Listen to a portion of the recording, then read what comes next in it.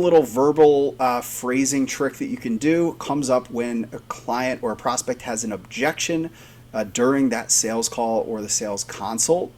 So you always want to respond with agreement.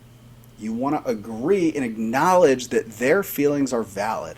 Worst thing you can do is jump into an argument or say, yeah, but. The absolute worst thing you can do. What you want to do is you want to agree and be like, yeah, so this is why, or yeah, I totally understand. So you acknowledge it.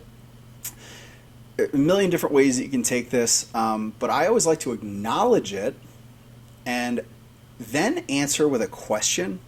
So let's use price objection, for example, and you're in the sales process, you're selling a gym membership, and they're like, oh man, I don't know, I think it's a little bit out of my budget.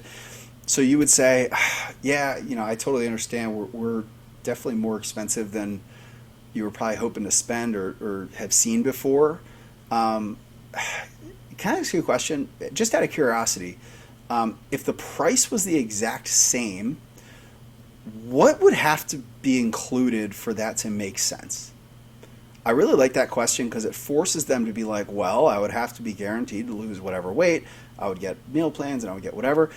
If you're running a good gym, it's probably stuff that's already included in the program.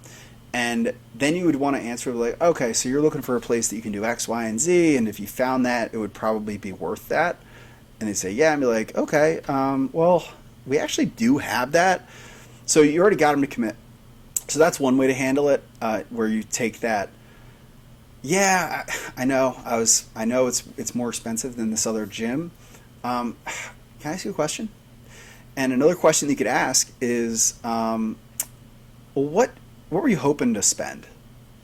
And they're going to tell you, and obviously you're going to be like, see, yeah, and that's just not possible for us based on what we do, right? So the power here is any single objection, you always want to agree. You never want to argue. You want to agree that, yeah, I know it's a huge deal, and I know it's a huge blah, blah, blah. And then hit them with a question. Try to keep the momentum of that conversation going forward.